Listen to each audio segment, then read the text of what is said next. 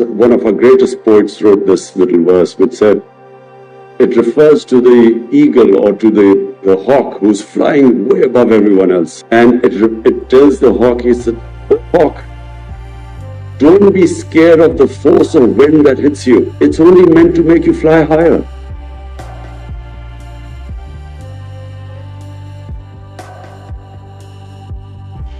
Sport teaches you something which you do not learn in any university or any school, because the idea of competing in sports is to prepare you for life, for struggle in life. The problem is that some sportsmen, when they finish their sporting career, they live in their comfort zone. They do not want to take any more challenges.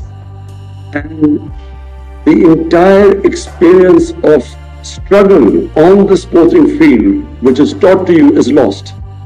Because the moment you do not take on any other challenges means that that experience which you've learned how to struggle is gone. So let me just say one thing. What did sports teach me?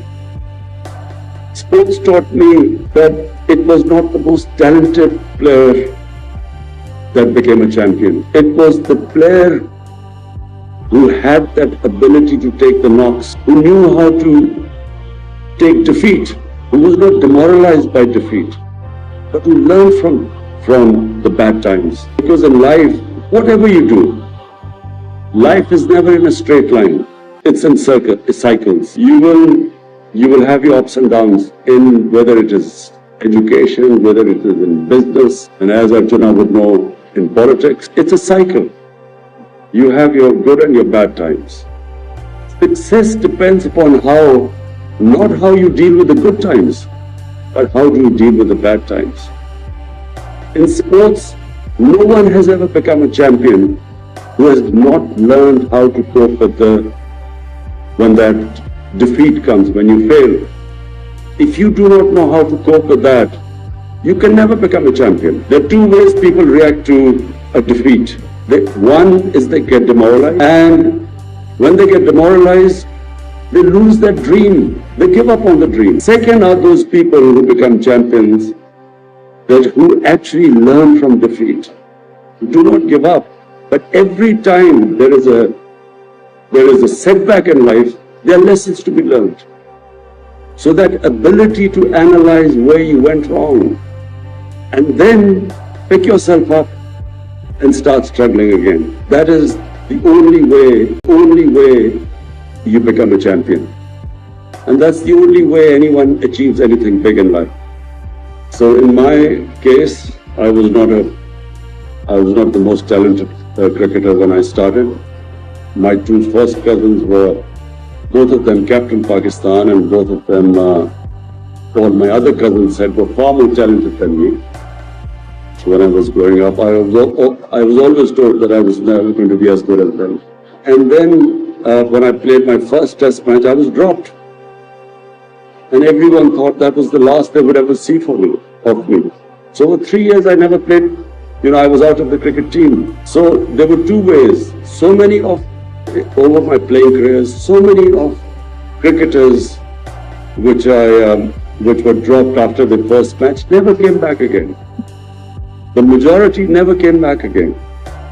So there were two ways you could either give up and chase another career, or you could actually learn from your first test appearance or your first test tour. So it proves that the reason why I succeeded more than a lot more talented cricketers than me was that I had that ability to analyze my mistakes better than others. And then the second ability, I would work harder than most others. And that's why if you have that ability, you will keep improving. The improvement process never stops. Because when you have resistance, the Almighty has made us human beings such that the moment we face resistance, if we stand up to resistance, we get stronger. So we have immense power. All of us have incredible power inside us. But that power will only come out when we face resistance. When we pit ourselves up against challenges, only then that power comes out. That potential, that human potential only comes out then.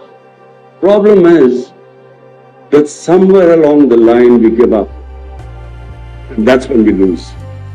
So the more you face resistance, the stronger you get. If you put your arm against a higher weight, your arm will get stronger. But the mind is the powerhouse. And the more you put your mind into to resist and to challenge, it just gets stronger. The lesson is simple. All of us can become whatever we dream of. We should never stop dreaming. Anything that you can dream, you can achieve. Provided you're prepared to struggle for it, and provided you do not get demoralized from the bad times, but instead, every bad time is a time of reflection, self-analysis, so that you will come back much stronger.